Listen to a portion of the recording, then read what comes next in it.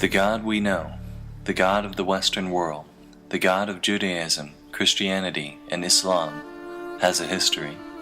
Modern evidence indicates that if you read the Bible as it is currently presented by modern religion, especially if you are reading an English translation, you aren't reading the real story.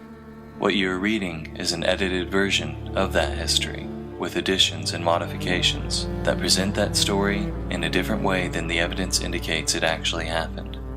According to the Bible, this God has always existed, and this God predated not only human beings, but the universe itself. According to the evidence, this God began evolving from human ideas originating from 14,000 years ago, and didn't become the one God of monotheism until 2,600 years ago, in 600 BCE.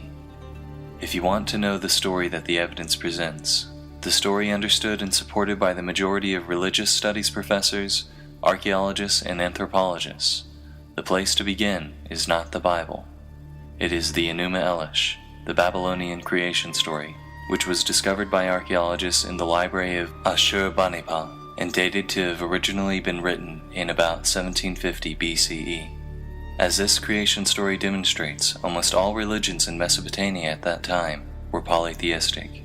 There is no trace of the existence of monotheistic Judaism at this time. In the Enuma Elish, Marduk, champion of the Babylonian gods, defeats chaos in the form of the dragon Tiamat, and then together, the Babylonian gods form the world.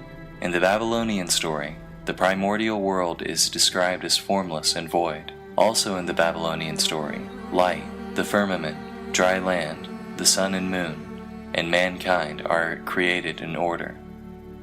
These details are important because, as we will see, 1,150 years later, when the Israelites are exiled to Babylon, these details become edited into both the book of Isaiah and the story of Genesis as its first chapter, the first chapter of the entire Hebrew Torah and Christian Bible. Our next point of interest is the Canaanite religion, which archaeologists have reconstructed from clay tablets found in Ugarit, an ancient port city in Syria, and whose stories are dated to have originally been written before 1200 BCE. The Canaanites were also polytheistic. Of the many gods the Canaanites worshipped, three in particular are important to the rest of the story. They are El Elyon, whose name means literally God Most High, and who is believed to have been the father of the other gods; Asherah, El Elyon's wife; and Baal, who was both god of storms and fertility. The god Yahweh of Israel and the culture of Israel itself still show no signs of existence in the archaeological record. Yet sometime over the next 500 years the culture of Israel must have evolved, because it is at this time, from 950 to 850 BCE, that the contemporaries J and E began writing their independent accounts of the history of the people of Israel, which would later be combined into a single story. Beginning in Genesis chapter 2, none of what J or E writes aligns with the accounts of the Babylonians or Canaanites, whose accounts predated them by hundreds of years. Because of this, and because of the nature of the stories told, the most reasonable inference appears to be that these accounts were entirely mythical stories that the Israelites used to explain the world around them and find meaning in its cultural climate. But that all changes at Genesis chapter 12 with the story of Abraham.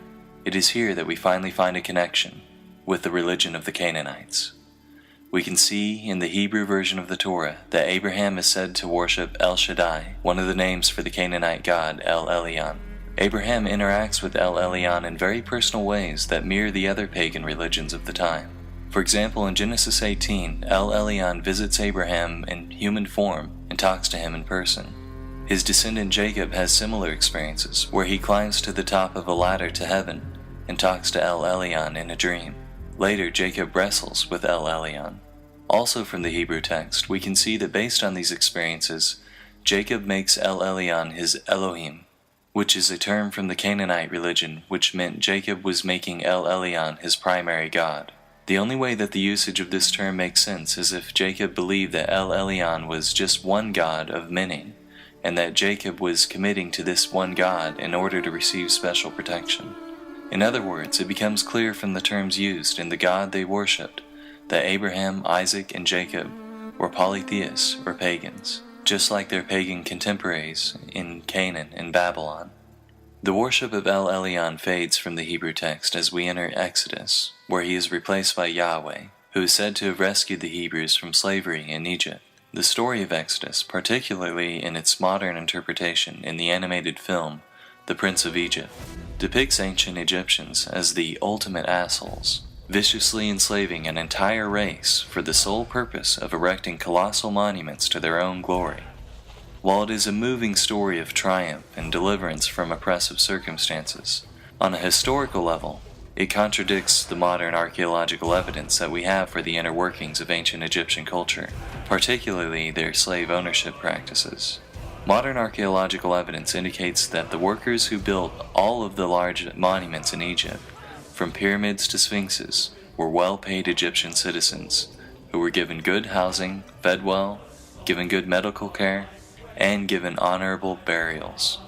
Further, while, like many ancient civilizations, the Egyptians did own some slaves, there is no evidence that they ever owned the magnitude purported by the Bible, or otherwise systematically enslaved an entire race.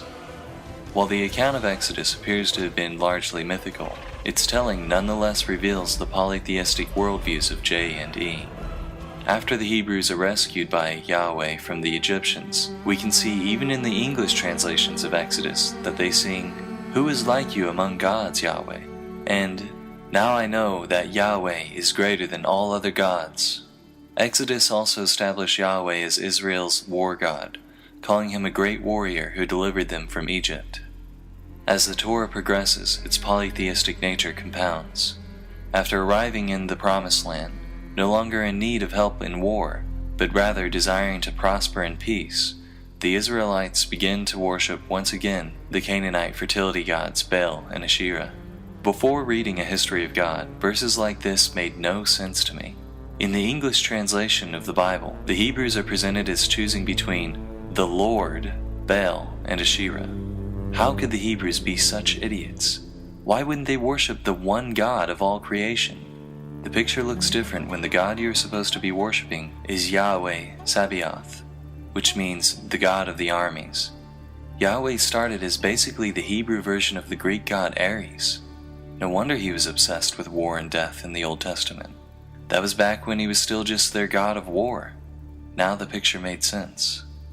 Like the ancient Greeks, the Hebrews had a pantheon of gods they worshipped, or at least the gods Yahweh, Baal, and Asherah. We have archaeological evidence of the polytheistic nature of early Israelite culture in one of our earliest archaeological artifacts from Israel from 1000 BCE, a polytheistic cult stand from Tanakh. Despite their polytheism, there were among the Israelites some with an unusually strong devotion to Yahweh in particular, who are now referred to as Yahwehs. In times of peace, there was little motivation for the people of Israel to give much weight to the opinions of such radical devotees of Yahweh, but times of upheaval accelerated their opinions to the forefront of Hebrew culture. After the death of King Jeroboam II in about 750 BCE, the northern kingdom of Israel was in a state of near anarchy. On top of this, it was well known that Assyria wished to capture Israel in its moment of weakness. From this state of upheaval, 3 prophets arose, Isaiah, Amos, and Hosea. All 3 of them cried for devotion to Yahweh and disparaged the worship of other gods. From their prophecies, we can see how each of their versions of Yahweh had been created in their own image. Isaiah, a member of the royal family, had seen Yahweh as a king. Amos, a shepherd, had described his own empathy with the suffering poor to Yahweh. Hosea, who was suffering through marriage problems, saw Yahweh as a jilted husband who still continued to feel a yearning tenderness for his wife, Israel. Ultimately, their outcry did nothing to save the northern tribes, and they fell to Assyria in 711 BCE. But their words lived on in Hebrew scripture and the Hebrew imagination. The cult of Yahweh received another boost during the rule of King Josiah in 622 BCE. Unlike his predecessors, who welcomed an open pagan vision, Josiah was a strict Yahwist. Like the prophets before him, Josiah was convinced that Judah's social problems came from a lack of devotion to Yahweh.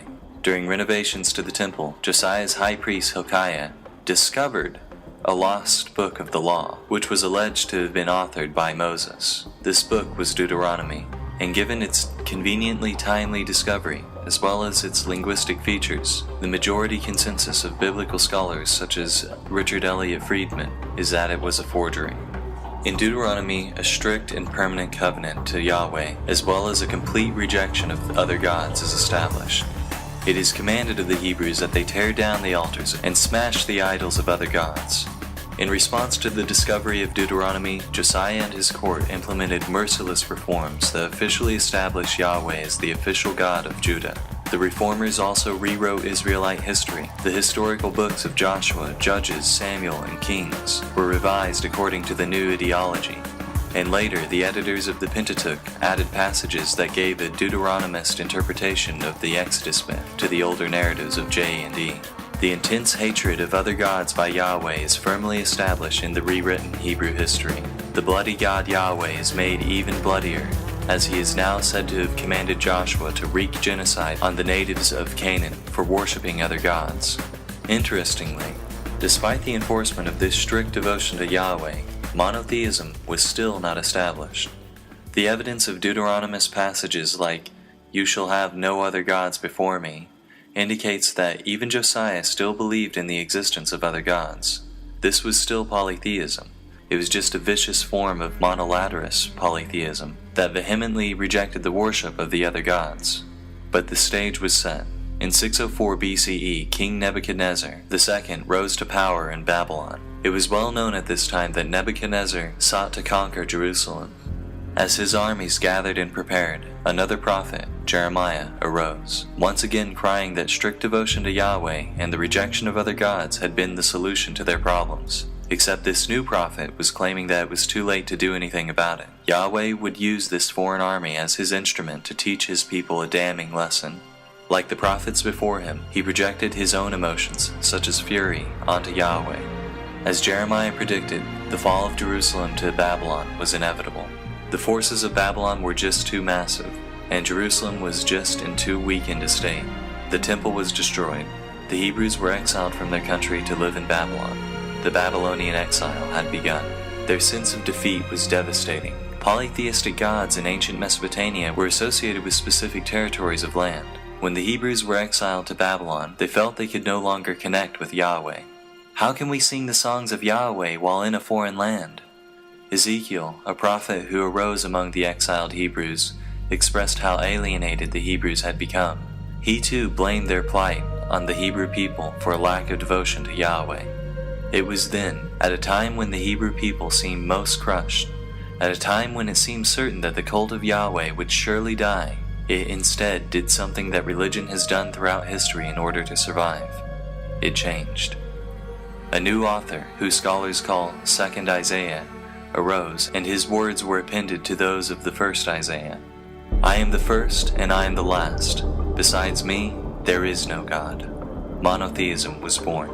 From this new monotheistic culture, the priestly source P arises. Israelite history is rewritten once again. Exodus is rewritten by P to say that the El Shaddai worshipped by Abraham and the Yahweh worshipped by Moses were the same God. Any references to El Elyon are explained by P as merely different names for Yahweh. The entire book of Leviticus is authored. Genesis 1 is crafted as an improved monotheistic version of the Babylonian account of creation. Second Isaiah rewrites Babylonian myths that were attributed to Marduk, such as his defeat of the dragon Tiamat, attributing them instead to Yahweh. The Torah is rebranded by P to look as if it had always been monotheistic. In 600 BCE, the God of Western monotheism, the God of Judaism, Christianity, and Islam, was born. Once I knew this, my entire perception of the Bible changed once again. Verses that never made sense before made sense now. This was the death blow of monotheism for me. It was the revelation that I could pick up any one of the millions of Bibles in America, from hotel rooms to Christian gift shops, and see its pages dripping with polytheism. I could see, with my own eyes, human beings giving birth to the monotheistic God.